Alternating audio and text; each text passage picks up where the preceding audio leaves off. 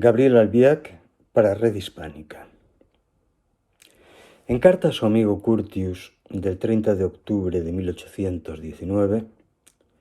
Hegel deja caer esta desconcertante confesión de desasosiego. He vivido 50 años, de los cuales 30 los he pasado en tiempos de desasosiego, en los cuales se alternaban el miedo y la esperanza. Esperaba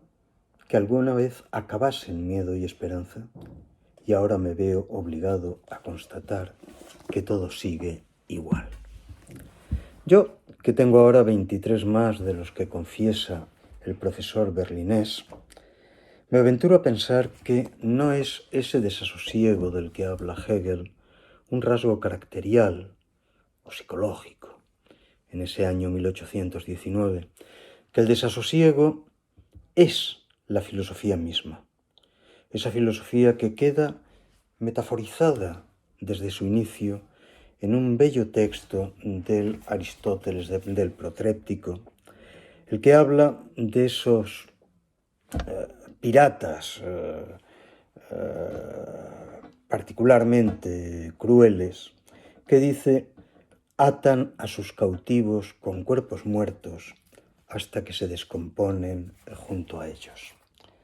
La tortura de piratas, de vivir en la permanente conjunción de la vida y la muerte, es sin más la condición humana, esa condición que Heráclito había manifestado desde sus textos más fundacionales. Muerte es cuanto vemos despiertos, cuanto vemos dormidos, el sopor, uno y la misma cosa son vida y muerte. La filosofía sería la expresión de ese vivir permanentemente en la antinomia, de ese vivir permanentemente en la paradoja, en la aporía para la cual no hay respuesta. Ese tomar posesión de un territorio en el que el ser y el no ser se funden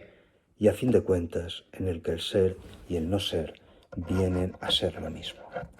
De ahí que la ironía sea, ya desde Sócrates, pero de un modo completamente elaborado desde el Platón del Fedro, la condición misma del lenguaje del filósofo, que a fin de cuentas no hace otra cosa, desde Platón, que desarrollar minuciosamente lo que en la tradición griega se asocia a la figura de Epiménides y a una formulación, a una aporía perfectamente económica, perfectamente nítida. Uno se coloca ante otro y le dice: miento. Miento. Verdad cuando es mentira, mentira cuando es verdad. En esa paradoja vio nacer Grecia todo un género literario que es de algún modo la cuna de la cual todos nosotros venimos. Todos somos hijos de la tragedia griega, naturalmente entendido tragedia en el sentido propio que tiene para los griegos, es decir, el relato de lo insoluble, el relato de aquello para lo cual no hay respuesta. La tragedia no es, como a veces trivializadamente se tiende a decir, la expresión de la tristeza, del dolor, de la muerte, del espanto, no. La tragedia es muy específicamente la expresión necesariamente paradójica de aquello que no puede ser dicho de un modo unívoco, de aquello que se destruye a sí mismo al ser dicho, como se destruyen en Sófocles las figuras de Antígona o las figuras de Áyax al tratar de explicitar las condiciones de insoportabilidad a la cual los dioses los han sometido. La filosofía es, y así lo ve Platón desde el primer momento, la segunda navegación de esa paradoja de la tragedia. La filosofía es, por lo tanto, un poner preguntas tras el relato paradójico, tratar de entender qué es lo que hace que un hombre no pueda nunca salir del ámbito de las interrogaciones, sino que cada una de sus respuestas sea el punto de arranque de una nueva serie de interrogaciones que desembocan en interrogaciones, que desembocan en interrogaciones, infinitamente en un ciclo que ni tiene finalidad, ni verosímilmente tiene más sentido que el de tener la capacidad de proceder a la voladura de toda pretensión de sentido. Es esto que presento en el elogio de la filosofía, un elogio, es decir, eso que de algún modo se puede entender como una defensa estricta, rigurosa de la filosofía, pues sí, precisamente en la medida en que se trata de defender una filosofía no edificante. Mi libro es lo más absolutamente contrario que quepa entender respecto de toda esa avalancha de necedades que son los malditos libros de autoayuda, de autodefensa, de orientación en la vida. La filosofía no aspira a orientar a nadie en la vida, sino a desorientar a aquellos pobres diablos que piensan que están orientados en ellas. Por eso, de algún modo, he tratado de seguir el procedimiento y el consejo platónico de emprender la segunda navegación, que para Platón es la segunda navegación de los trágicos griegos, de la poesía griega en general, y que yo he tratado de prolongar en una segunda navegación del universo poético que va desde Hölderlin hasta el siglo XX, hasta Auden, pasando por John Keats o pasando por Nerval, y al mismo tiempo confrontar esas paradojas poéticas con las grandes paradojas que cristalizan en el arte occidental y muy específicamente en toda esa trayectoria que va desde la aparición de la gran pintura de los siglos XV y XVI hasta nuestro tiempo. Reflexionar sobre Grünewald, reflexionar sobre Jean de Ben, es reflexionar sobre los mosaicos del pavimento de Siena, es reflexionar sobre las condiciones, los asombros, los estupores de los humanos que tratan de entender lo que tienen alrededor y dar imagen de ello. Y en esa distancia de la segunda navegación, he buscado articular mi libro de algún modo muy clásico. El elogio de la filosofía se articula en una introducción, 3 partes y un epílogo. La introducción es una reflexión sobre la necesidad del por qué filosofar, en un recoger las paradojas de Aristóteles, del Aristóteles del Protréptico, al que hemos hecho ya referencia. Las 3 partes están articuladas de un modo, insisto, muy clásico, en un de veritate,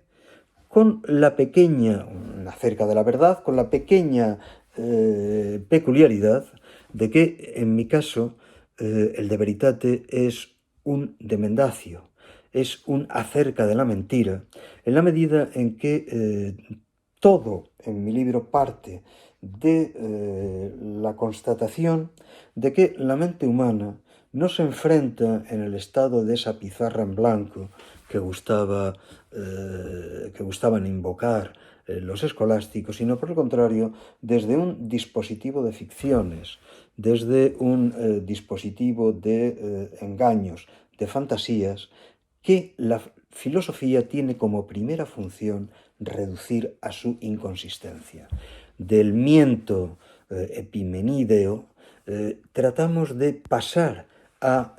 elaborar una teoría del lenguaje humano como constructor continuo de ficciones, como constructor de fantasías, que es preciso hacer retornar sobre sí mismo para que en esas fantasías se pueda hallar aquello que nos permita desentrañar las mistificaciones que la narración misma arrastra. Tras ese primer momento, tras ese de veritate, esa arqueología de la mentira que es el de veritate, un de Deo, un acerca de Dios, que tiene la peculiaridad de designarse como un Dios ausente, es decir, de ¿Qué es lo que queda en el ámbito de la añoranza de lo sagrado cuando los dioses clásicos han desaparecido? Si quieren ustedes, es naturalmente aquello que el gran Hölderlin de Brottenwein formula tan bellamente cuando habla de la huida de los dioses. Los dioses, llegamos tarde, amigos, los dioses tal vez existan en otro sitio. A nosotros nos queda su añoranza, y a esa añoranza es a la que llamamos lo sagrado. Esa añoranza de lo sagrado es lo que de algún modo se trata de rastrear en ese cuadro escalofriante que es la crucifixión de Isenheim, de Grünewald, y en los sonetos que Nerval dedica al Cristo en la cruz, en paralelo con las lecturas que del mismo Grünewald nos ofrece Huysmans en alguno de sus más asombrosos textos. Finalmente, un De Homine, acerca del hombre, que en este caso es acerca de la criatura del tiempo, acerca de, el capítulo se llama de los hijos del tiempo, porque efectivamente la idea que entronca o busca entroncar con nuestros grandes poetas clásicos, sobre todo con Góngora y con Quevedo, pero también de algún modo con Aldana, la idea de que el tiempo solamente nos es inteligible en la medida en que sepamos entender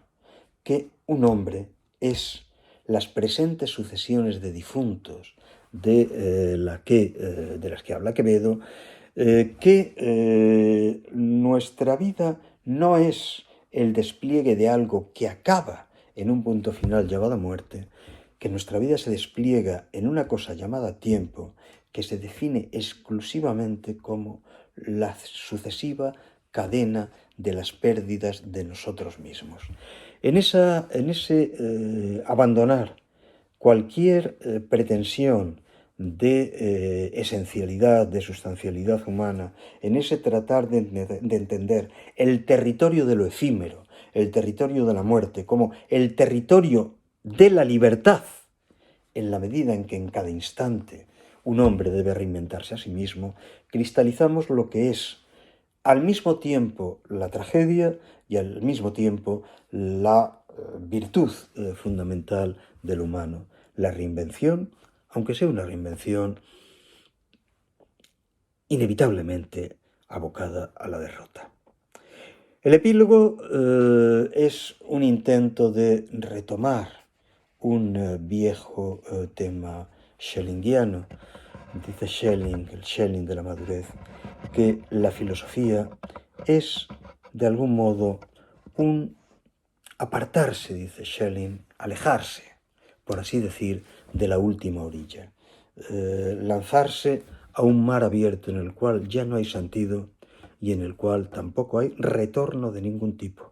A ese lanzarse al mar abierto sin retorno, a eso llamamos libertad, y esa libertad, sobre todo y por encima de todo, debe ser conocimiento, esto es, rechazo absoluto de engañarnos a nosotros mismos. Por eso, si me permiten ustedes hacerles un adelanto de la conclusión última de mi libro acaba con una sencilla línea final de conclusión,